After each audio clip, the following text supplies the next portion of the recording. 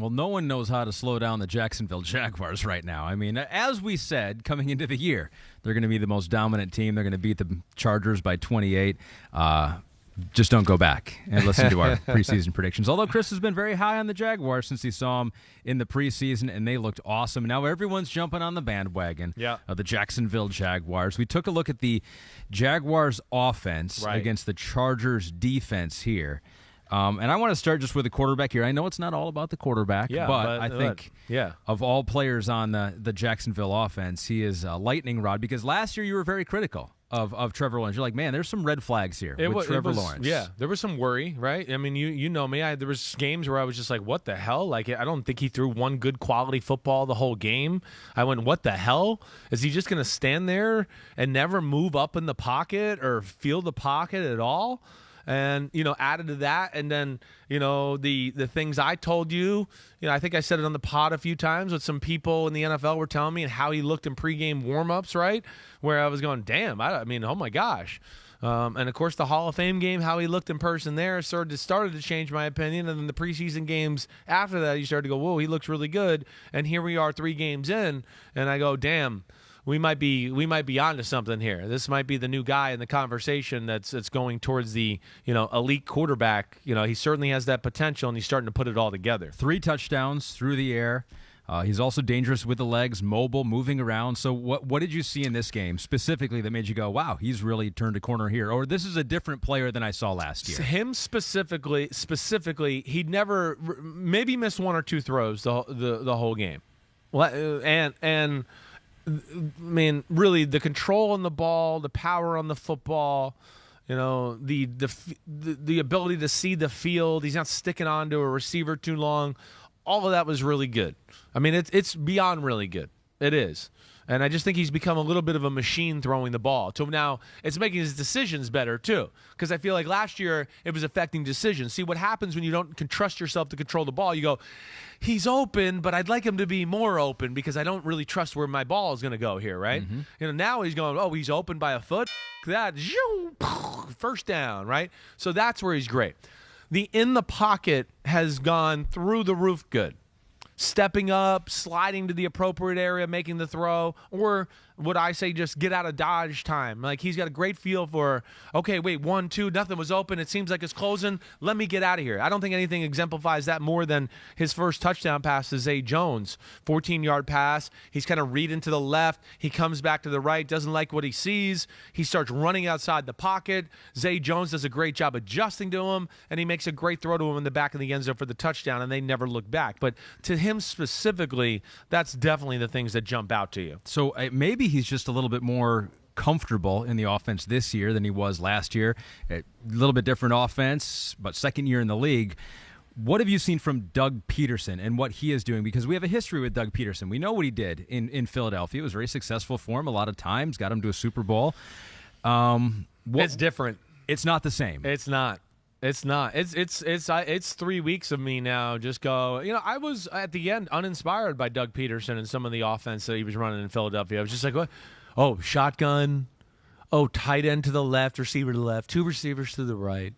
Basic concepts. Just going, damn. All right. I mean, come on. Where did Doug Pederson of the Super Bowl year go? And I wondered, but. Like, now you see, first off, they have talent. We know that. That's a real thing. But forget all the talent. It's the amount or variety of plays and schemes they have now that's impressive to me. It's the amount of, I'm big on pre-snap movement and motion. Not only does it give clues to the quarterback about what's going to be played, but it puts stress on the defense because they're good defenses are trying to, they're in this formation, we're calling this defense, but they went to the other formation, we want to check to the other defense, and if you're not great at communicating, somebody up. So that's where they put real pressure on you. And then he stays patient with the run game on top of that. Which is something else I was also didn't like at the end of Philly. I was just like, how many times are we going to jam the 3-yard pass in there? Can we just run the ball a little bit? So from all that stuff, it's just more. It's more on all facets of their offense. And you couple that with the talent and the way the quarterback's playing, they put you in a real bind. And that's what they did to the Chargers. They really did. They got the Chargers Do the Chargers want to get you in a passing game? So now we can rush the passer, and I'm Brandon Staley, and I got all these cool zone coverages and man combination coverages, and you don't know what you're getting, right? But they overpowered them in the run game, and because of that, they made the Chargers have to play the bare front on downs and distances they probably didn't want to. And then 5 guys across the board on 5 guys across the board. And that leads to great, passing looks, too, for Trevor Lawrence. So that was, I think, another big theme of the game for me. You wrote wow in your notes, and tough to match up with Evan Ingram, Marvin Jones, Christian Kirk, Zay Jones, who you've already mentioned here. The 2 running backs. And also the running backs in James Robinson. And there was that game-changing play in the second half, 4th and 1, 50-yard touchdown to make it 23-10. What did you see on that play? What did you like about the design by Doug Pederson on that 50-yard touchdown run? The cool thing is, first off, one of the questions I know I had about the Jags going in the year is the offensive line, right? The right tackle position was up for grabs. Their big left tackle, I don't know why I want to say Cam Thomas, but it's not Cam Thomas. Cam Robinson, thank you. Yeah. Thank you, Pete. There you go. Just go Davis, like I do. If you don't know, just go Davis, and it might be right. But the center position, but then they draft a center who's damn good, and Luke Fortner, right? So he's done well. They get Brandon Scherf in free agency, and you just look at all that stuff, and you go, wow, they got something here. They really do. And then the tackles are playing good off of that. So that's the encouraging thing. Like, I worried about their pass rush in this game, the Chargers, on that group. That wasn't a worry. One was a little bit because of how they played, and they kept them patient and do all that and ran the ball. But that play specifically, Ahmed, a weird alignment from the Chargers. The Chargers, there was, of course, a goal line formation by the Jacksonville Jaguars where there was 3 tight ends on the end of the line of scrimmage. And the Chargers defense has 5D linemen all inside the left tackle of the offense, right? They're all over there. So you got one in the gap between the guard and the tackle, one in the gap between the guard and the center, one in the gap between, or maybe even head up like a shade nose between the center and the guard that way, and then 2 more right down the line in the gaps there as well, with a guy on the end of the line of scrimmage at linebacker.